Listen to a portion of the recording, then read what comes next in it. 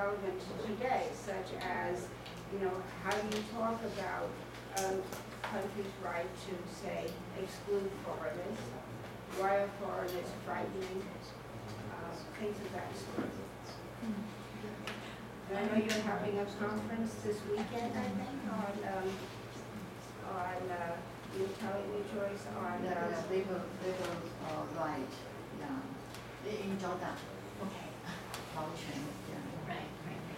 I think because some members of our university did not know of the change of topic. I wonder if I could ask you to say a little bit about the other two topics in relation to this one, because just, briefly, and that would also help in terms of whether, people could then, if they have time, try and make it. Well, the first lecture, which is Race, Rights, and Revolution, I'm trying to look at, well, and again, I divided into two parts. So I hope I have at least 2 hours. I'm looking at the arguments, where I think are the fault lines within liberal political thought between, and the two tensions really that I'm looking at is the tension between citizenship rights and human rights. And this is, of course, I think, the most critical question that all of us are facing today. And both are in many ways understandable and desirable. I mean, the nation should have some control over who belongs to the nation. That is shaping what a nation looks like. For instance, in this age of revolution, a lot of Americans did not want French aristocrats coming over to this new republic. They thought this would undermine it, and they therefore claimed that they had the right to refuse that anyone entering or wanting to be naturalized in the United States had to relinquish all aristocratic privileges, titles, etc. So you could only be a citizen, you couldn't be a lord or a duke. And so you can see there's some aspects of this, the issues of national security, etc. And the twin product of this era is, of course, the human rights. And so the conflict, so the very first hour of my lecture looks at the conflict first between citizenship rights and human rights, and how to sort of open that out.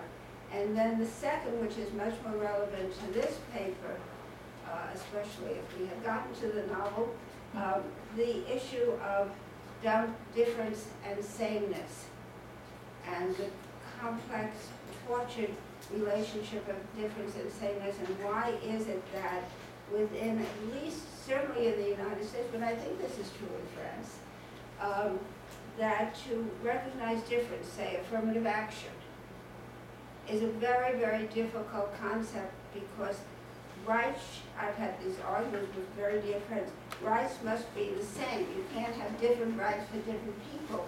But if you don't have men, for the most part, don't care very much about reproductive rights, and women do.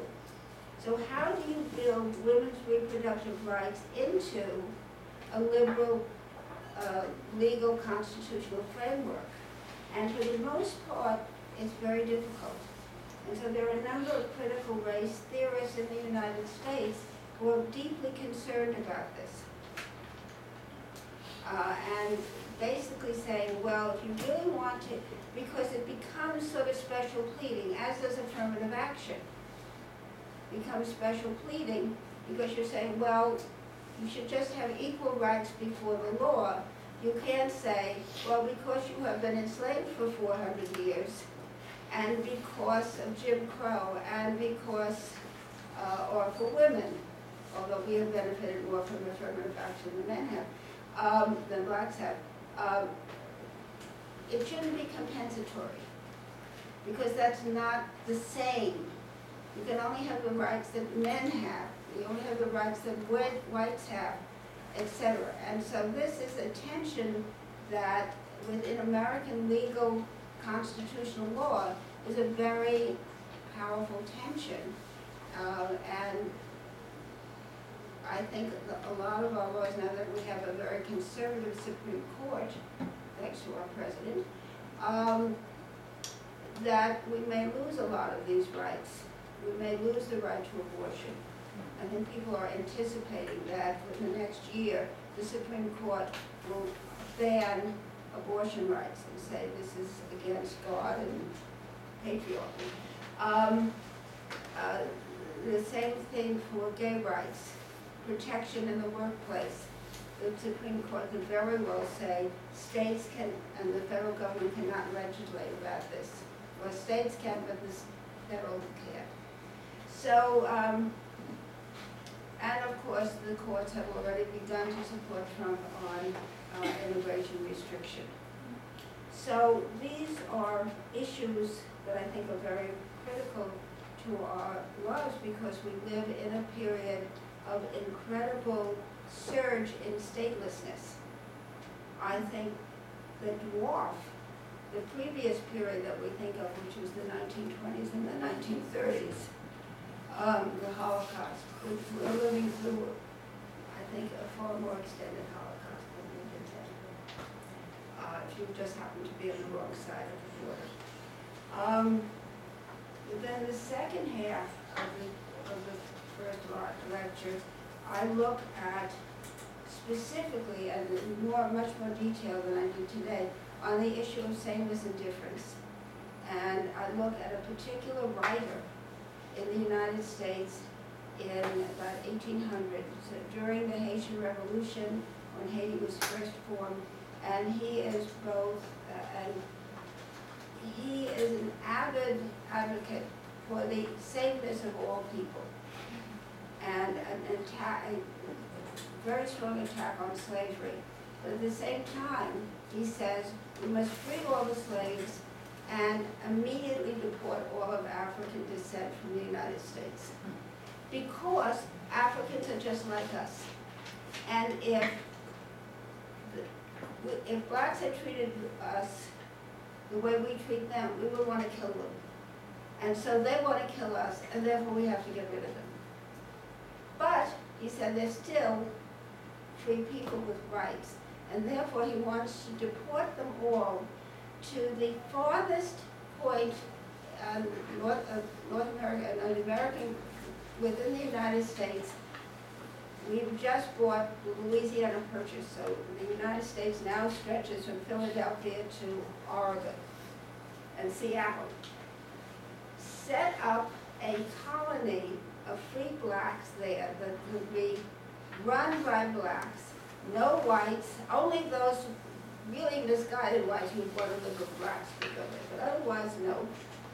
It would be a black state. It would be American because it would be on the American continent. It would be basically a two-state solution, if I can use that phrase, and also separation or equal, what is it, that we used to have in the States, so still a bit Jekyll, separate but equal.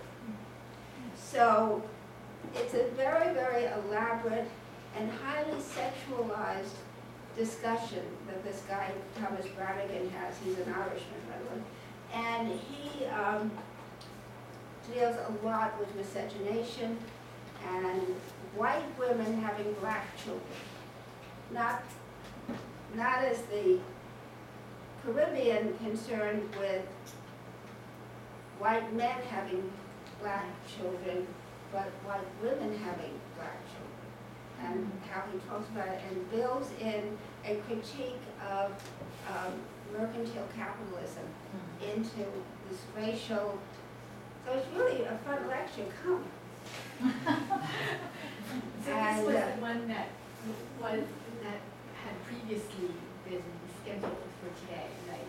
Yeah, well, we were going back and forth because it's the theme right from the beginning, but then I didn't realize it's a different compass. Okay. And then I was told, well, there's a lot of people interested in gender and sexuality here, so then we thought to to move to the half, at least the first half of my talk today. Yeah. But if you want, I could send you Oh, thank you. an email, attachment of the talk, so you could find out about The other Zealots, Nice. the Creole, and who was madly in love with a white woman. Well, And this is in the this is second the part of second the novel. half of the talk you're not getting. Right, and so that would then be linked to Zelika, to today. Yes, yes, Right, because, but that is the Creole who fell in love with a white woman, yes. rather than here, the mulatto. Well, she's a mulatto. Yeah. Okay. Creole in 19th century, 18th century U.S., British American, means somebody from the Caribbean and therefore presumably is presumed to be a person of color. So the fact that when we first meet Zelika in the novel, she's beautiful, she's fair, she's delicate, she's all the things a romantic heroine is supposed to be. But we know from the very beginning that she's a Creole and therefore she's a mulatto. Well, actually, she's a quadroon. And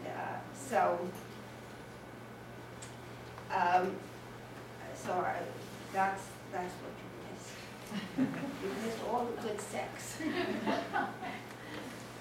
But I'll send you a copy of it. Thank you so much. And then And you so can I could distribute share it. with the class, yes. But I could share the copy with the class. Absolutely. Thank you so much. Yes. And do come to Monday's talk. Yeah, do come to Monday and Wednesday's Yeah, some talks. of us will probably be able Yeah. to, yeah. So any questions or comments? Any questions?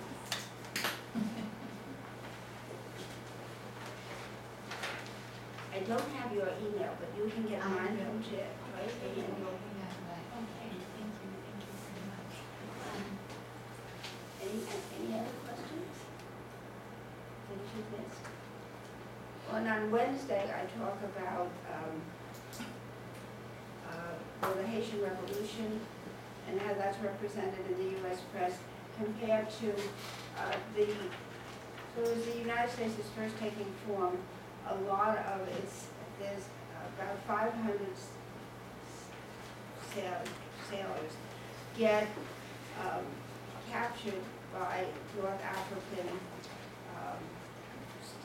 states, Algiers, Morocco, Tunisia, and sold as slaves. And so I'm comparing how the U.S.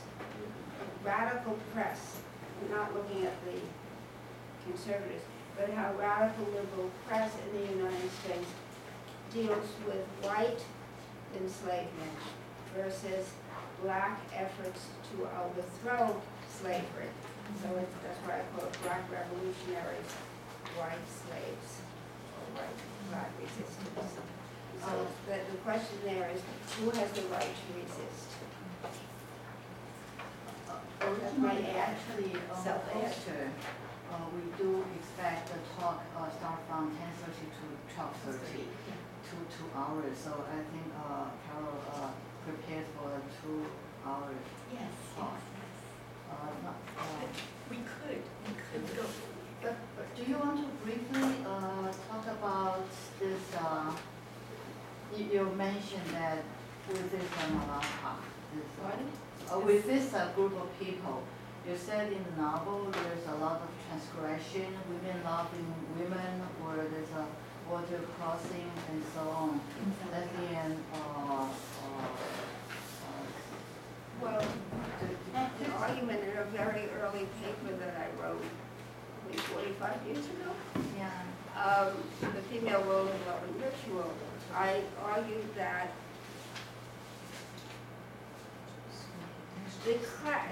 again, we're talking about differences and categories, that you don't get, for women, a rigid categorization of lesbian until really the 20th century, or maybe starting in the 1890s. And for men, yes, that goes back to the Middle Ages. But for women sleeping with women could be anything. Before the 20th century, beds were relatively scarce, and people slept together all the time, mothers and children, mothers and daughters, friends. It was customary for if a woman was going on a honeymoon to bring her best friend along with her, because marriage was very scary, and you wanted a companion whom you could talk to after the first night. And so women loving women was a pretty common phenomenon in the 18th and 19th century in literature and in diaries, just generally. I mean, there was also cross-dressing, trans people in these periods too, which was usually condemned, but existed. But the women-loving woman was not necessarily condemned, unless there were some other things like really a great class division or a racial division that might have raised eyebrows. But then it was not the sex that was raising eyebrows, it was the other characteristics. And so it's also very difficult, which is what I argued in this article, to tell exactly what people did, because I think before the current period, people didn't always say what it was what they were doing in bed with somebody else. So you get some, you say, I covered her body with little biting kisses, Emma Goldman.